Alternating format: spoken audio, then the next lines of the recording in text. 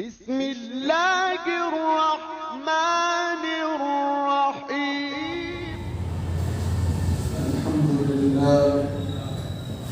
الحمد لله نحمده ونستعينه ونستغفره ونؤمن به ونتوكل عليه ونعوذ بالله من شرور أنفسنا ومن سيئات أعمالنا. من يهده الله فلا مضل له ومن يضلله فلا هادي له، ونشهد أن لا إله إلا الله وحده لا شريك له، ونشهد أن سيدنا ونبينا وحبيبنا وإمامنا ومولانا محمدا عبده ورسوله صلى الله تبارك وتعالى عليه وعلى آله وأصحابه وبارك وسلم تسليما كثيرا كثيرا. أما بعد، فأعوذ بالله من الشيطان الرجيم. بسم الله الرحمن الرحيم. الحمد لله رب العالمين الرحمن الرحيم مالك يوم الدين. إياك نعبد وإياك نستعين. اهدنا الصراط المستقيم، صراط الذين أنعمت عليهم غير المغضوب عليهم ولا الضالين. وقال سيدنا ومولانا محمد صلى الله عليه وسلم: إن هذا القرآن مكتوبة الله، فتعلموا من مكتوبته ما استطعتم. صدق الله ربنا العلي العظيم، وصدق رسوله النبي الكريم.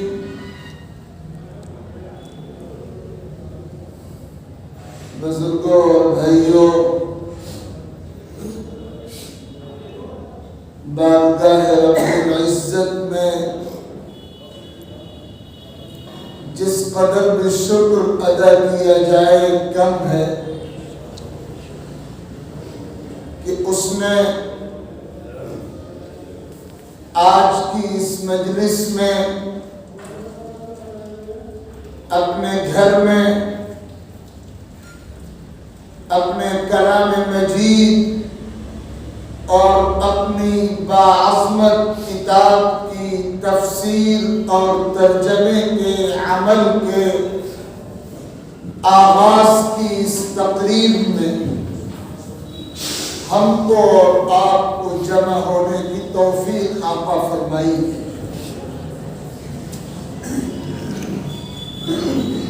मजलिस अल्लाह ताला के घर में हो और कलाम मजीद की निस्बत से हो और उसके फ्यूज जिंदगियों में मुंतकिल करने के जज्बे से हो, तो उस मजलिस की बरकतों और सआदतों का कोई ठिकाना नहीं रहता। सरवरे कायनात जनाब मोहम्मद रसूलुल्लाह सल्लल्लाहु अलैहि वसल्लम की मुबारक बेअसत का जो असल मकसूद था वो यही था कि अल्लाह के बंदे अल्लाह के कलाम के वास्ते से अल्लाह ताला की जात से जुड़ जाए। अल्लाह ताला ने अपने हबीब पाक अलैहिस्सलातु वस्सलाम को ابتدائی دور ہی میں اپنے اسی کلام میں جو نصیحتیں اور ہدایتیں فرمائی تھی ان میں یہ نصیحت بھی تھی جس کا ذکر سورۃ الفرقان میں آیا ہے فَلَا تُطِعِ الْكَافِرِينَ وَجَاهِدْهُمْ بِهِ جِهَادًا كَبِيرًا۔ اے نبی آپ انکار کرنے والوں کے کہنے میں مت آئیے اور قرآن کے ذریعے جہاد کیجیے، قرآن کے ذریعے ایسا جہاد جو سب سے باعظمت ہے۔ قرآن کے ذریعے جہاد کے معنی یہی ہے کہ امت کا رشتہ قرآن سے جوڑا جائے۔ وہ امت جو بھٹک رہی ہے، وہ امت جو راہ راست سے ہٹی ہوئی ہے، وہ امت جس کی زندگی کی کوئی چول صحیح نہیں ہے، وہ امت جو گمراہی کی شکار ہے، اس امت کو کلام الہی سے جوڑیے۔ وہ امت قولاً بھی، عملاً بھی، ذہناً بھی، فکراً بھی، ظاہری اعتبار سے بھی، باطنی اعتبار سے بھی، سر سے لے کر پیر تک 100% اللہ تعالیٰ کے کلام مقدس سے جڑ جائے۔ یہی مقصد تھا، یہی کام تھا، یہی بنیاد تھی اور یہی مشن تھا جس کے لیے اللہ رب العزت نے اپنے حبیب عالی مقام علیہ الصلاۃ والسلام کو اس کائنات میں نبی آخر الزمان کی صورت مبعوث فرمایا تھا۔ چنانچہ جو محنت آپ کے ذریعے ڈائریکٹ براہ راست بلا واسطہ ان لوگوں پر ہوئی جو بعد میں صحابہ کرام بنے،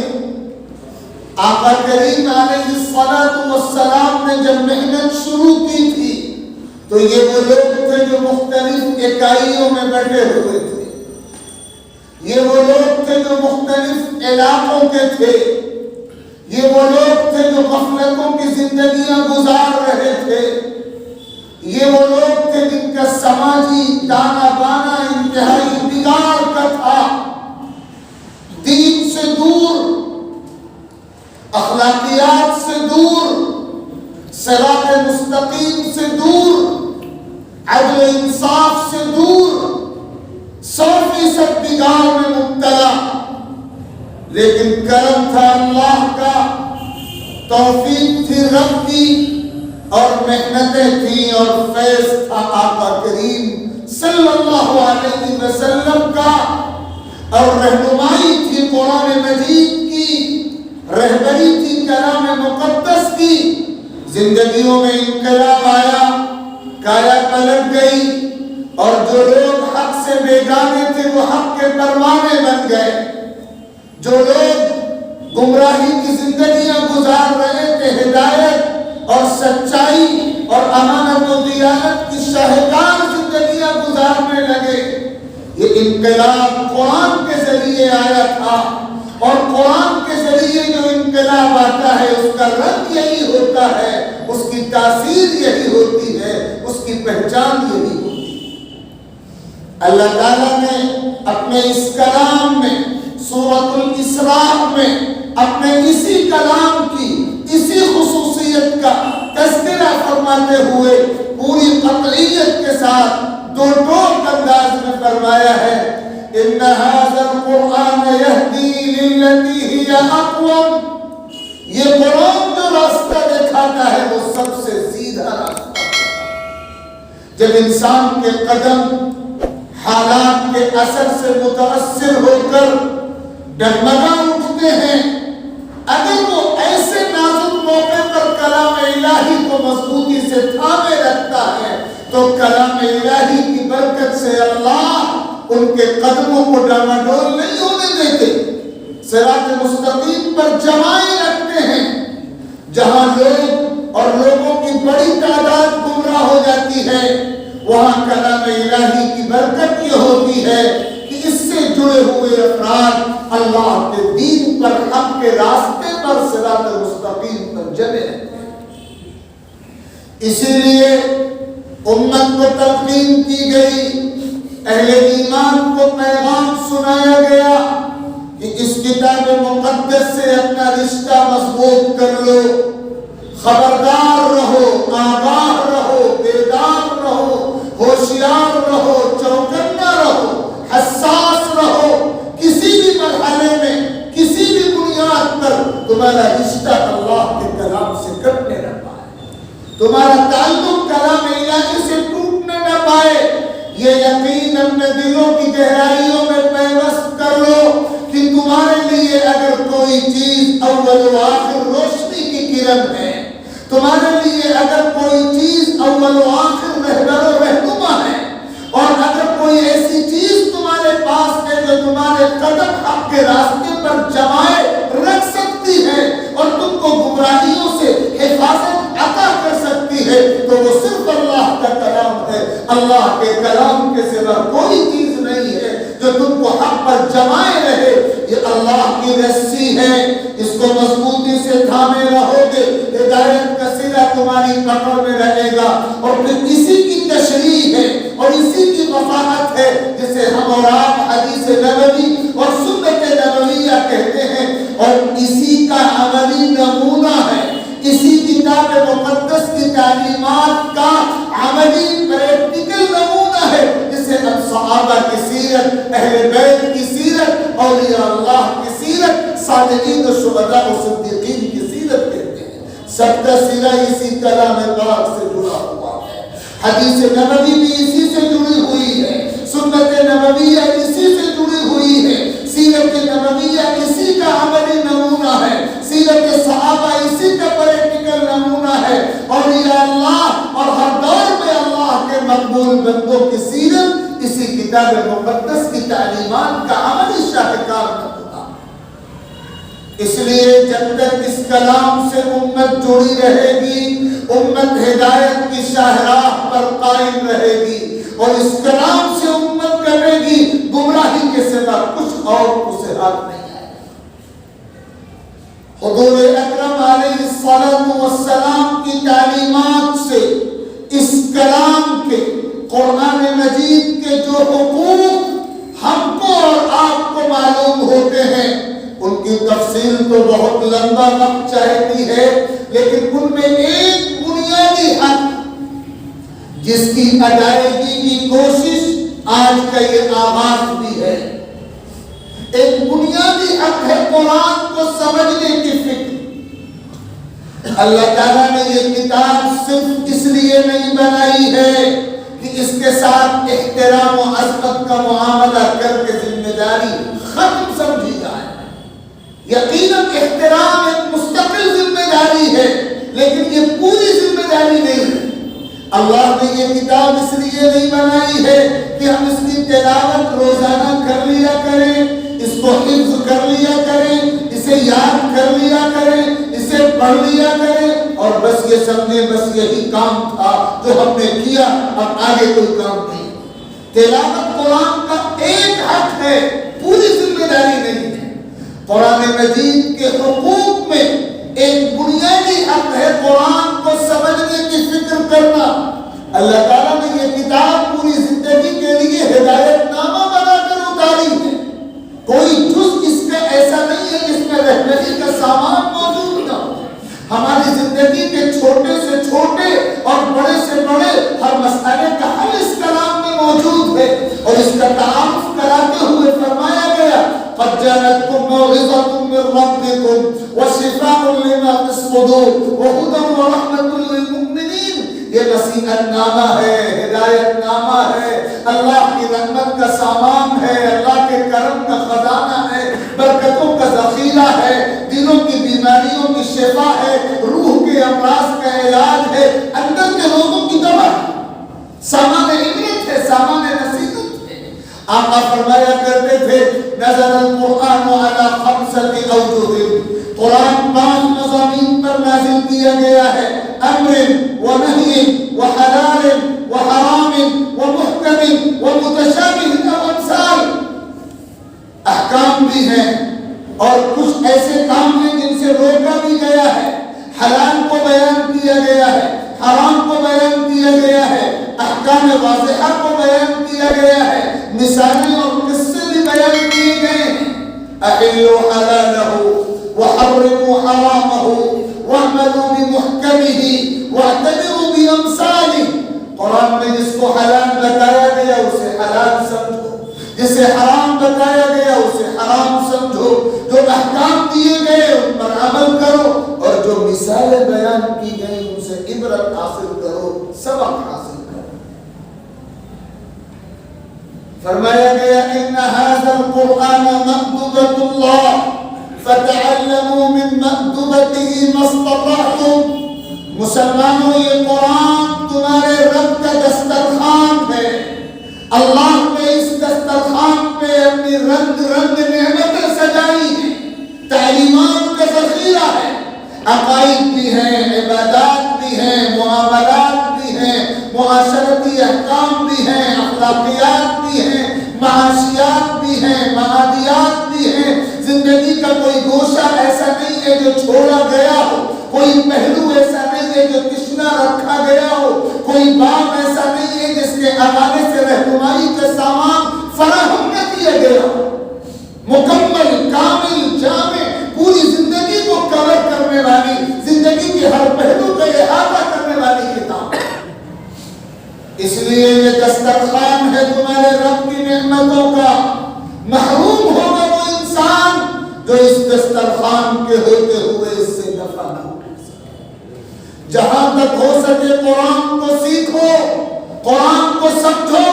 سمجھو قرآن کی آیتوں میں کیا پیغام چھپا ہوا ہے تمہارے لیے۔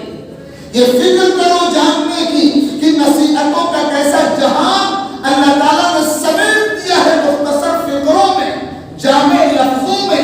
بلند پایا کلمات میں، اور اعلان کیا وَلَقَدْ يَسَّرْنَا الْقُرْآنَ لِلذِّكْرِ فَهَلْ مِن مُدَّكِرٍ۔ ہم نے یہ قرآن نصیحت کے لیے آسان کر دیا ہے کوئی نصیحت حاصل کرنے والا؟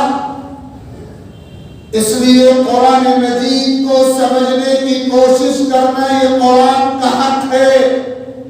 اور ذمہ داری ہے مسلمانوں کی۔ جہاں جہاں مسلمانوں کی آبادیاں ہیں اور مسجدوں کا نظام ہے، قرآن کے درس کے حلقے ہر اس جگہ پر ہونے چاہیے اور وہاں کے بسنے والے مسلمانوں کو 24 گھنٹے میں اپنے وقت کا کچھ حصہ فارغ کرنا چاہیے اس کام کے لیے کہ وہ قرآن کے درس میں بیٹھیں، قرآن کو سمجھنے کی فکر کریں، قرآن میں جو نظام زندگی بتایا گیا ہے، جو تعلیمات فراہم کی گئی ہیں، جو ہدایات دی گئی ہیں، ان کو سمجھنے کی فکر کریں، اس کا انتظام کریں۔ آج کا دور گمراہیوں کا دور ہے، باطل کا دور ہے، فتنوں کا دور ہے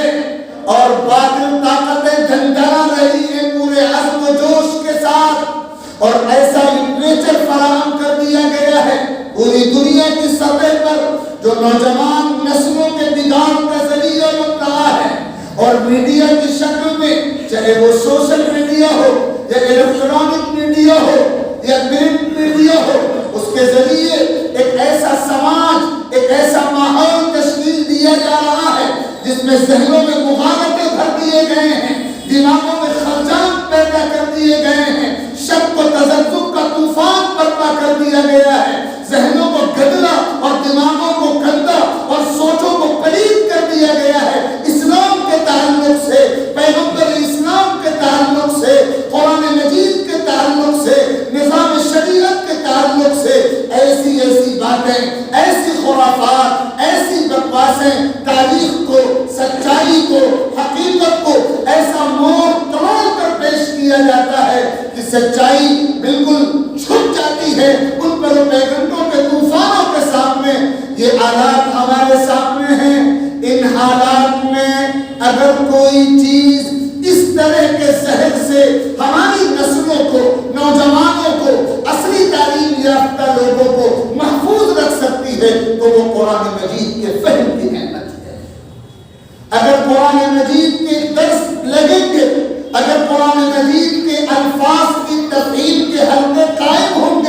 آپ براہ راست قرآن کے سامنے ہوں گے، اور عالم دین قرآن پر عبور رکھنے والا، تفسیروں کے خزانے کمال کرانے والا، آسان لفظوں میں آپ کے ذہنی مستوی، ذہنی سطح، ذہنی معیار کے مطابق قرآن مجید کی تشریح اور تفسیر کرے گا۔ آپ دل کے کانوں سے اور سمع قبولیت کے ساتھ اسے سنیں گے تو یقین فرمائیے یہ عمل آپ کو ان مغالطوں سے، ان پروپیگنڈوں سے، ان فتنوں سے اور ان طوفانوں سے محفوظ رکھے گا جو فتنے ہمارے ایمان و یقین کے لیے خطرہ ہے۔ اپنے ایمان کی حفاظت کے لیے ضروری ہے کہ ہم قرآن سے جڑیں، اور قرآن سے یہ جڑنا ایمان کی سطح پر بھی ہو، تلاوت کی سطح پر بھی ہو، احترام کی سطح پر بھی ہو، اشاعت کی سطح پر بھی ہو، عمل کی سطح پر بھی ہو، لیکن فہم کی سطح پر ہو۔ ہم قرآن کی آیتوں کو سمجھنے والے بنے، ہم قرآن کے احکام کو سمجھنے والے بنے، تاکہ ہم جب قرآن سمجھ کر میدان عمل میں آئے تو کوئی پروپیگنڈا ہمیں زیر نہ کر سکے، باطل کا کوئی طوفان ہمارا رخ موڑ نہ سکے۔ ہم اس کی آنکھوں میں آنکھیں ڈال کر سچائی کا اعلان کرنے کی پوزیشن میں ہوں، حق کا اعلان کرنے کی پوزیشن میں ہوں، اسلام کی صداقت کا اعلان کرنے کی پوزیشن میں ہو۔ ہمارا ایمان موروثی ایمان نہ رہے، ہمارا ایمان آباء و اجداد سے ملا ہوا صرف متبرک ایمان نہ رہے، وہ شعوری ایمان ہو، زندہ ایمان ہو، انقلابی ایمان ہو، ایسا ایمان جس کی سچائی پر ہمارے دل کو، ہمارے ضمیر کو، ہمارے وجدان کو ایسا یقین ہو کہ جو اس ایمان کے آڑے آئے ہم اس کی آنکھوں میں آنکھیں ڈال کر اس کے غلط ہونے کو اور اپنے ایمان و دین کے نظام کے برکت ہونے کو بیان کرنے کی کوشش۔ یہ وہ کام ہے جو ہمیں کرنا پڑے گا۔ آپ کے سامنے جو آلات ہیں، طوفان بہت تیزی کے ساتھ آ رہا ہے۔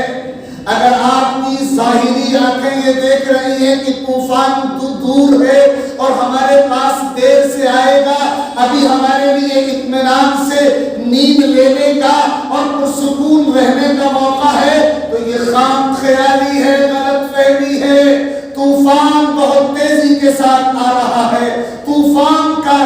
سیلاب اور طوفان کا بہاؤ بہت تیز ہے، اور بہت جلد اگر خبر نہ لی گئی، اگر احتیاط نہ کی گئی، اگر فکر نہ کی گئی، اگر بندش نہ کی گئی، اگر بند نہ لگایا گیا تو اس طوفان کی موجیں ہمارے گھروں کی، ہمارے فکروں کی، ہماری دماغوں کی دہلیزوں تک آ جائیں گی، اور پھر افسوس کا ہاتھ ملنے کے سبب کوئی چارہ نہیں ہے۔ اس لیے وقت ہوتے ہوئے ہوش کے ناخن لینے پڑیں گے، امت کو قرآن سے جوڑنا پڑے گا، امت کو قرآن سے دور کرنے کی کوشش ہر دور میں ہوتی رہی ہے۔ قرآن میں ذکر ہے سورہ حمیم سجدہ میں، لا تسمعوا لهذا القرآن والغوا فیہ۔ مشرک طاقتیں اس دور میں قرآن سے روکنے کی کوشش کرتی تھی امت کو، اور اب تو صورتحال اتنی بگڑ چکی ہے کہ غیروں کا رونا کیا رویا جائے۔ ہماری اپنی صفوں میں ایسے گروپ موجود ہیں، اپنی صفوں میں ایسے بدنصیب موجود ہیں جن کا قرآن سے کوئی تعلق نہیں ہے، بلکہ آگے بڑھ کے ان کا طرز عمل شعوری طور پر یا غیر شعوری طور پر قرآن سے امت کو، افراد کو دور کرنے کا سبب بنتا ہے۔ یاد رکھیے گا،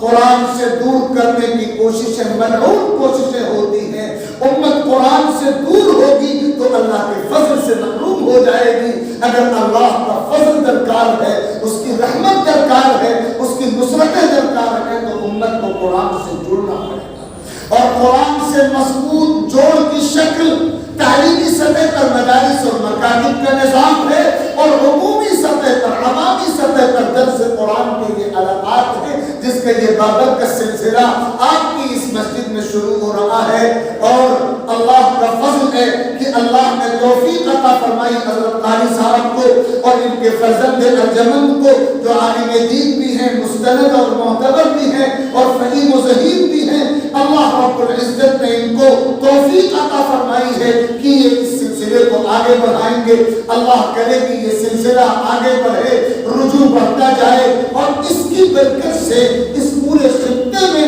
قرآن فہمی کا ایک بابرکت ماحول، ایک منور فضا، ایک مقدس کیف پیدا ہو اور قرآنی انقلاب کے اثرات زندگیوں میں محسوس ہوتے رہے۔ یہ وہ بنیادی بات تھی جو آج کی مجلس میں آپ کی خدمت میں عرض کرنا چاہتا تھا۔ حضرت قاری صاحب کے حکم کے مطابق میں نے سورۃ الفاتحہ کی تلاوت کی سعادت حاصل کی ہے، اور یہ وہ سورت ہے جس سے قرآن مقدس کے اس مصحف کا آغاز ہوتا ہے جو ہمارے سامنے ہے، اور جب اگلے 2-4 روز کے بعد جو بھی ترتیب ہوگی، جب تفسیر کا یہ نظام باضابطہ تسلسل کے ساتھ مولانا کے ذریعے شروع ہوگا تو پھر ان آیات کی تفسیر اور ان آیات کا ترجمہ شروع ہوگا، جو کہ مجھے اس برکت میں اور اس سعادت میں حصے دار بنانے کا کام حضرت قاری صاحب نے کیا ہے۔ اس لیے میں نے سورہ فاتحہ کی ان آیات کی تلاوت کی، اور اب میں یہ چاہتا ہوں کہ اس کا ترجمہ بھی ہو جائے، اور مختصر طور پر جو بات عرض کرنی ہے وہ بھی میں عرض کر دوں، تاکہ میرا بھی اس سعادت میں، اس برکت میں حصہ ہو جائے۔ الحمدللہ رب العالمین، تمام تعریفیں اس اللہ کے لیے ہیں جو سارے جہانوں کا پروردگار ہے، الرحمن الرحیم، بے انتہا رحم فرمانے والا ہے اور سب پر مہربانی فرمانے والا ہے۔ مالک یوم الدین، روز جزا کا مالک ہے۔ ایاک نعبد و ایاک نستعین، اے ہمارے رب، ہم آپ ہی کی عبادت کرتے ہیں اور آپ ہی سے مدد کے طلبگار ہیں۔ اہدنا الصراط المستقیم، ہمیں سیدھا راستہ دکھا دیجیے۔ صراط الذین انعمت علیہم، ان خوش نصیبوں کا راستہ جن پر آپ نے فضل و انعام و کرم فرمایا ہے۔ غیر المغضوب علیہم ولا الضالین، ان بدنصیبوں کا راستہ نہیں جن پر آپ کا غضب ہوا اور جو گمراہوں کے مراد ہو گئے۔ یہ سورۃ الفاتحہ کا ترجمہ ہے، اور آپ میں سے بہت سے حضرات کو یہ ترجمہ یاد بھی ہوگا۔ اللہ رب العزت نے اپنے کلام مقدس کا آغاز مصحف کی ترتیب میں سورۃ الفاتحہ سے فرمایا ہے۔ یہ قرآن مقدس کی پہلی وہ سورت ہے جو مکہ المکرمہ میں حضور اکرم علیہ السلام کے مبارک دل پہ مکمل صورت میں، مکمل طور پر نازل ہوئی ہے۔ اس سے پہلے متفرد آیتیں نازل ہوئی تھی، لیکن مکمل سورت سب سے پہلے سورۃ الفاتحہ نازل ہوئی، جو 7 آیتوں پر مشتمل ہے، اور جس کی عظمت یہ ہے، جس کا مقام یہ ہے کہ یہ قرآن مجید کی سب سے زیادہ پڑھی جانے والی سورت ہے، اور ہر نماز کی ہر رکعت میں اسے پڑھنے کا حکم ہے، اور کسی نمازی کی نماز اس سورت کو پڑھے بغیر درست نہیں ہو سکتی۔ حضور اکرم علیہ السلام کا یہ ارشاد آپ کے کانوں تک پہنچا ہوگا، لا صلاۃ لمن لم یقرأ بفاتحۃ الکتاب، جو شخص نماز پڑھے اور سورۃ الفاتحہ نہ پڑھے اس کی نماز اللہ کے دربار میں قبول و درست نہیں ہوتی۔ اور دوسری حدیث پاک میں فرمایا گیا، من کان له امام فقراءۃ الامام قراءۃ له، حاج مقتدی ہے اور امام کے پیچھے نماز ادا کر رہا ہے، امام کا سورہ فاتحہ پڑھنا اس کی طرف سے کافی ہو جائے گا، اس کو پڑھنے کی ضرورت نہیں ہے۔ لیکن جو تنہا نماز ادا کر رہا ہے یا مصلی کا امام بن کر کھڑا ہے، اگر اس نے سورہ فاتحہ اپنی زبان سے نہیں پڑھی تو نماز درست نہیں ہوگی۔ اور یوں بھی فرمایا گیا، من صلی صلاۃ لم یقرأ فیہا بأم القرآن فہی خداج،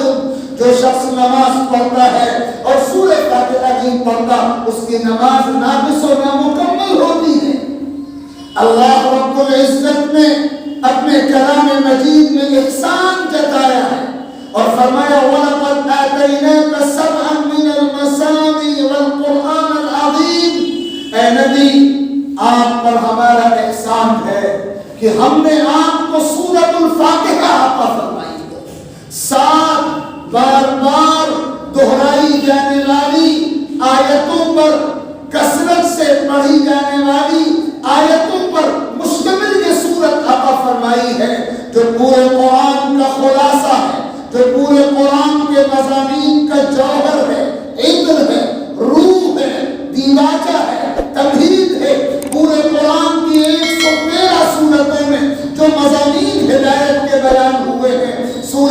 الفاتحہ میں ان تمام مضامین کا خلاصہ 7 آیتوں میں اللہ تعالیٰ نے اس طرح سمیٹا ہے جیسے سمندر کو ایک کوزے میں بند کر دیا جائے.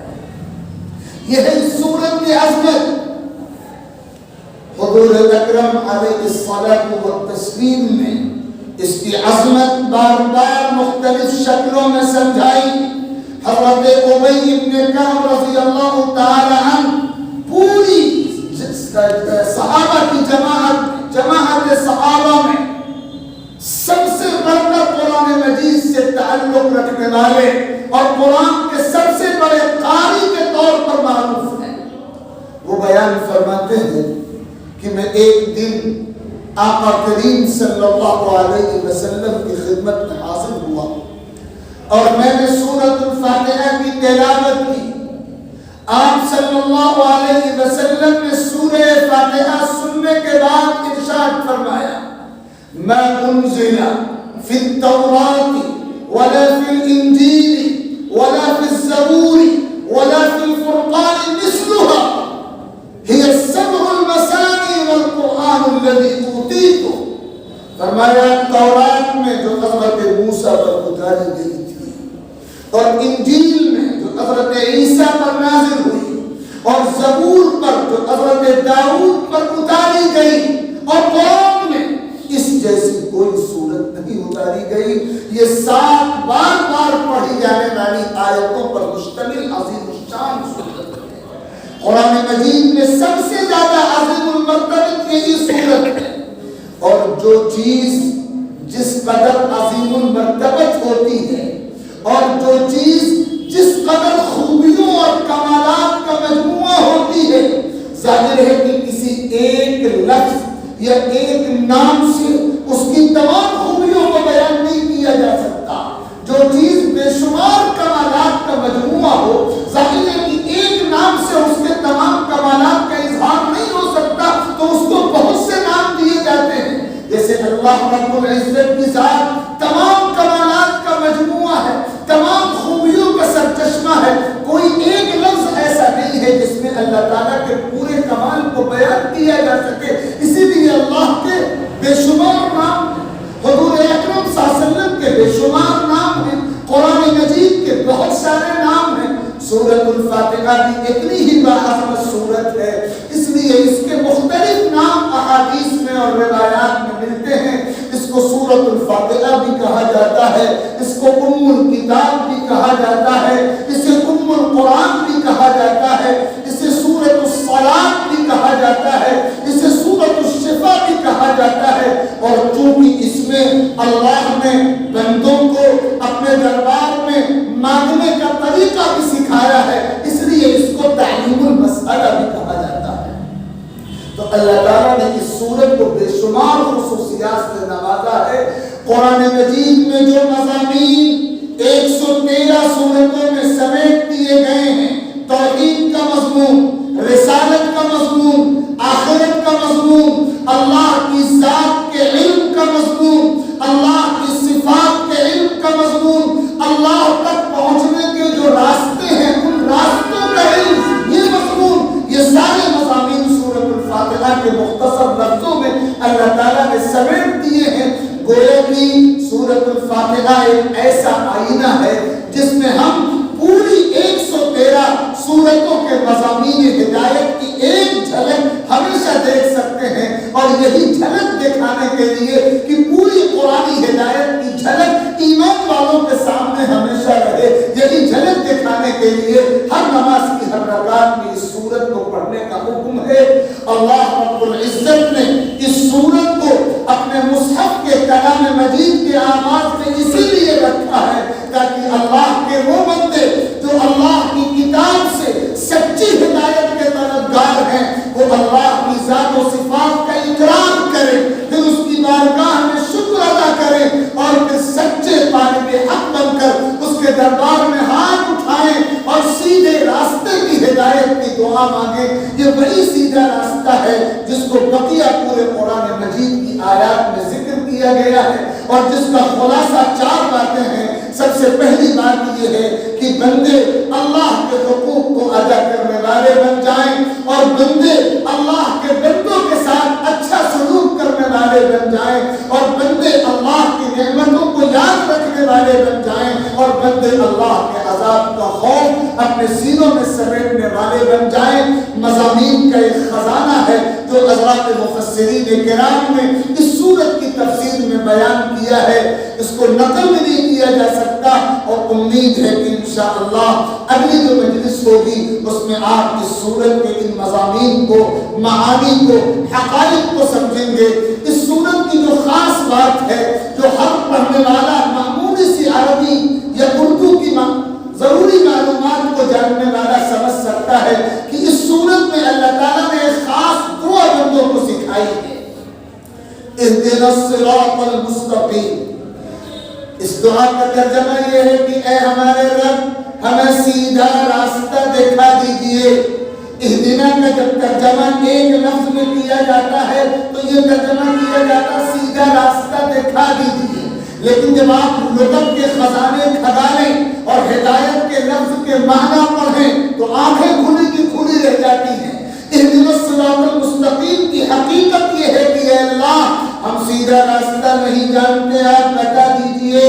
ہمیں سیدھا راستہ دکھا دیجئے، ہمیں چلنا نہیں آتا، سیدھے راستے پر چلا دیجئے، رکاوٹیں بہت ہیں سیدھے راستے پر چلنے میں، وہ رکاوٹیں دور کر دیجئے، سہولتیں نہیں ہیں، سہولتیں بہم پہنچا دیجئے، اور پھر مرتے دم تک کسی سیدھے راستے پر ہمیں جمائے رکھیے اور بالآخر منزل تک پہنچا دیجئے۔ یہ پوری تفصیل ہے جو اہدنا الصراط المستقیم کے مختصر الفاظ میں جمع کر دی گئی ہے۔ اور سیدھا راستہ کیا ہے؟ قرآن مجید میں دوسرے مقام پر فرمایا گیا کہ سیدھا راستہ ان لوگوں کا راستہ ہے جن کو انبیاء کہا جاتا ہے، صدیقین کہا جاتا ہے، شہداء کہا جاتا ہے، صالحین کہا جاتا ہے۔ یہ چار طبقے ہیں اللہ کے مقبول بندوں کے، گریڈنگ ہے اللہ کے مقبول بندوں میں سب سے اعلیٰ نمبر انبیاء و رسول کا ہے، انبیاء و رسول کے بعد دوسرا نمبر صدیقین کا ہے،